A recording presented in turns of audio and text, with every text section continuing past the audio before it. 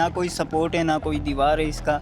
इसमें तकरीबन पहले भी इससे 40-42 बच्चे गिर चुके। रेक्सियो वाले आए, उन लोगों से हमने अपील करा कि इस कचरे में चले जाओ, तो हमें बोल रहे कि ये नेवी का काम है, इसमें हम लोग नहीं जा सकते। आज यहाँ पर कोई मशीनरी नहीं है, ये मशीनरी का काम है।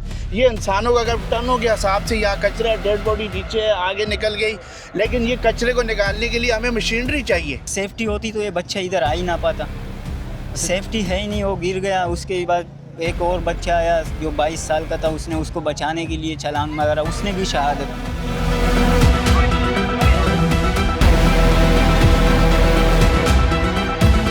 3 साला बच्चा शाज़िर जो गुज़िश्ता रोज़ इस लियारी नदी में गिरकर जो है लापता हुआ है। अब तक रेस्क्यू ऑपरेशन जारी है और उसको बचाने के चक्कर में एक और 22 साला जवान भी अपनी जान की बाजी हार चुका है। हम उस जगह पर मौजूद है, इलाका मकीन भी मौजूद है, उनसे जानते हैं कि वाक़या किस तरह पेश आया और अब तक की क्या पेश रफ्त है। भाई ये बताइए, ये वाक़या कैसे पेश आया और रेस्क्यू ऑपरेशन भी जारी है, क्या अपडेट्स हैं? जी भाई, ये ऐसे हुआ कि बच्चे ने साइकिल निकाला घर से, तो ये हमारा नदी जो है और ये पुल जो है, ये इसका रास्ता बहुत कच्चा है, ना कोई सपोर्ट है ना कोई दीवार है इसका। इसमें तकरीबन पहले भी इससे 40-42 बच्चे गिर चुके हैं, तो हम लोगों ने अपील करा था कि हमारे लिए ये रास्ता बन जाए। अभी तक 18 घंटे हुए, वो बच्चा नामालूम है, ना मिला है हम लोगों को ना क्या। रेक्सियो वाले आए, उन लोगों से हमने अपील करा कि इस कचरे में चले जाओ, तो हमें बोल रहे कि ये नेवी का काम है, इसमें हम लोग नहीं जा सकते। उसके बाद इलाके मकीन जितने भी हमारे अड़ोस पड़ोस वाले हैं वो सब इसमें लग गए। हालांकि अभी तक लगे हुए, अगर ये बाई दिखा दें, ये सब लगे हुए हैं, ठीक है। इसके बाद कोई भी ऐसा जो है ना रद्दी अमल नहीं हो रहा इस रास्ते के ऊपर कि हमें इसके सपोर्ट मिले। या इस साइड पे जो कचरा देख रहे हो, अभी ये 3 फुट का पुल हमारे लिए बनाया हुआ है, वो भी एनजीओज़ ने। हमने उन लोगों को बोला थोड़ा चौड़ा कर दे ताकि हम ये नीचे का रास्ता ही बंद कर दे, इसमें बहुत जान ही चली गई इसी मोहल्ले वाले सेफ्टी वाल ना होने की वजह से हुआ है, ना होने की वजह से हुआ है। अगर सेफ्टी होती तो ये बच्चा इधर आ ही ना पाता। सेफ्टी है ही नहीं, वो गिर गया। उसके बाद एक और बच्चा आया जो 22 साल का था, उसने उसको बचाने के लिए छलांग मारा, उसने भी शहादत नोच ली। उसको भी फिर 2.5 घंटे के बाद ईदी वालों ने निकाला, हालांकि रेस्क्यू वाले मौजूद थे। उसने बोला यहाँ हम नहीं जा सकते, रेस्क्यू वाले आ गए, उसके बाद भी अंदर नहीं गए, वो अंदर नहीं गए। उसके बाद ईदी वाला एक बाबा था, उसने छलांग लगाया, रस्सी बांध के उसने पानी में डुबकी मारी, उसने निकाला उसको। तो अभी तक रेक्सियो वाले आए हुए हैं, उन लोगों ने सिर्फ जैकेट और रस्सी के अलावा और कुछ भी नहीं है उन लोगों के पास। ना कोई ऐसा सामान जिसमें हम लोग कचरा निकाल के बच्चों को ढूंढ सके, ऐसा कोई इंतजाम नहीं है। तो हमारे आप बताएं, आप क्या कहना चाहेंगे इस बारे में? हम तो ये कहना चाहेंगे, आप देख सकते हैं सूरत हाल को, ये तकरीबन 18 घंटे गुजर चुके हैं। एक कीमती जान छोटे बच्चे की चली गई। उनके इस वक्त वालिदैन, उनके घर वालों पे क्या गुजरी। उनके घर वाले ख़ुद यहाँ लगे हुए हैं, वो बच्चे ख़ुद लगे हुए हैं, उसका वालिद लगा हुआ है, रिश्तेदार लगे हुए हैं, महल्ले वाले लगे हुए हैं। और एक हमारा जवान यहाँ का बलोच जवान, वो बेचारा उस बच्चे के पीछे कूदा, वो भी अपनी जान की बाजी हार गया, जो अभी रात को क्वेटा उसकी डेड बॉडी रवाना की गई। मैं पूछना चाहता हूँ कि यार, इंसान की जान से बढ़ के क्या चीज़ है? ये हुकूमती मशीनरी, हुकूमती फ़ंड, हुकूमती चेयरमैन, टाउन, ये वो NPS, MNS, मुझे बताया हमें इनसे क्या मिल रहा है? आज यहाँ पर कोई मशीनरी नहीं है, ये मशीनरी का काम है। ये इंसानों का अगर टनों के हिसाब से यहाँ कचरा डेड बॉडी नीचे है, आगे निकल गई, लेकिन ये कचरे को निकालने के लिए हमें मशीनरी चाहिए।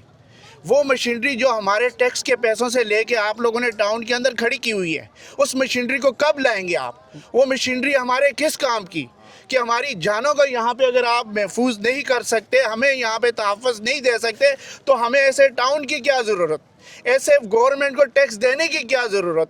आज 24 घंटे यहाँ गुजर चुके हैं, अभी तक कुछ भी आपको नज़र आ रहा है? गवर्नमेंट की तरफ से एक ऑफिशियल सिस्टम आपको अगर नज़र आ रहा है तो आप दिखाएं कि हाँ यार, हमारी गवर्नमेंट हमारे साथ खड़ी हुई है। यहाँ पे हर चीज़ मौजूद है, हर चीज़ इनके पास है, लेकिन गरीब के लिए नहीं है। तो इससे पहले भी यहाँ पे बच्चे डूबे और यह बरसात का मौसम आ रहा है, ये कचरे से भरे हुए हैं। मुझे ये बताएं, इनका कहाँ इलाज अमल बरसात के हवाले से? तो चंद रोज कबल ये तो दिखा रहे थे कि हमने नालों की कुछ सफाई भी नहीं कर रहे हैं, ये सिर्फ अपना टिकटॉक कर रहे हैं, अपना मीडिया वो कर रहे हैं, अपने जेबें भर रहे हैं। मुझे बताएं ना, इनके पास किस चीज़ की कमी है? कब करेंगे? जब गरीब यहाँ सब मर जाएंगे, या तो ये कह दें हम नहीं कर सकते, हम लोग अवाम अपनी मदद खुद यहाँ करें, अवाम करें। पहले भी यहाँ पे इसी तरीके से बच्चा डूबा था और इनकी मशीनरी कुछ भी नहीं थी। फायर ब्रिगेड का काम है यहाँ पे, फायर ब्रिगेड ला के खड़ी कर ली थी और कुछ ऐसी चीज़ें ऊपर खड़ी कर ली थी, नहीं किया था इन्होंने। हम लोगों ने अपनी मदद से, पाकिस्तान तहरीक इंसाफ की मदद से हम लोगों ने पोंचो मशीनें लाई थी चेन वाली, उससे ये नदी साफ़ करवाई थी और बच्चे की डेड बॉडी निकलवाई थी। आज वो मशीनरी आपके पास तो हुकूमत है, हमारे पास तो कुछ भी नहीं है। आप लोग तो कम से कम वो मशीनें लाएँ, कम से कम इनको सहूलत मिले। यहाँ से रास्ता है, यहाँ से इस कचरे को हम हटा सकते हैं। डेड बॉडी यहाँ इसी की अंदर ही कचरा तकरीबन टनों के हिसाब से तकरीबन 3-4 फुट हाइट है कचरे की, और ये कचरा जब तक निकलेगा नहीं डेड बॉडी नहीं निकाल सकते। तो लेकिन यहाँ इस वक्त सिर्फ जो है आप देख सकते हैं कोई बाहर की टीमें आपको नज़र आ रही हो, इतने फ्लाई अदारे हैं, इतनी इनके पास सिस्टम है, कुछ भी नहीं नज़र आ रहा। ईदी सेंटर वाले आए, कुछ इनके अपने लोग आए और वो अपना फोटो सेशन किया और वो चले गए। ये सारे लोग जो अभी काम कर रहे हैं ये अपने इलाके के, ये जो आपको जिनको ये लाल कलर के वो लगे हुए हैं, ये बंदे अपने ही लगे हुए हैं यहाँ पर। इनको ये चीज़ें सिर्फ दी गई हैं कि भाई अपनी जान खुद ही आप उतर जाओ, खुद ही करो, खुद ही वो ये जैकेट पहना दिए कि इनको खुद ही आप अंदर कूद जाओ, खुद ही कूद जाओ, कुछ भी उनकी तरफ से नहीं आएंगे और टाइम पास करेंगे और वो चले जाएंगे। रात को भी डंडे मार के ऊपर आए थे, कुछ लोग सोए हुए थे, फिर लोगों ने डंडे मारे, बोला यार यहाँ पूरी आवाम जाग रही है, आप यहाँ अगर इनको कम से कम निकालें, हमारे साथ काम करें। वो कह रहे हमें तो नींद आ गई है भाई, हम तो अभी सो रहे हैं, अभी सुबह वाले आके करेंगे, ये करेंगे।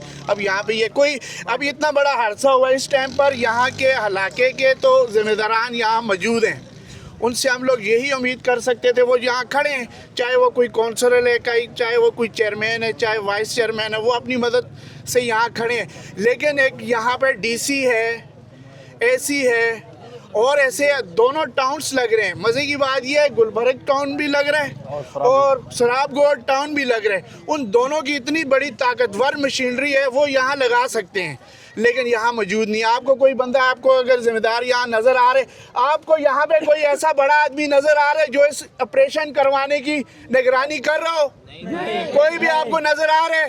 कोई बंदा नहीं है जो इतना बड़ा ऑपरेशन हो रहा है इसकी कोई निगरानी कर रहा हो, वो अपने मदद से कि भाई ये काम हो रहा है। यहाँ तो मैं कूद गया तो मैं भी डूब जाऊँगा, कोई और कूदेगा वो भी डूब जाओ। जज्बात में आके लोग कूदेंगे, जानों का नजराना देंगे। हमारी ये अपील है आपके तरफ से कि सिंध गवर्नमेंट को होश के नाखन लेने चाहिए।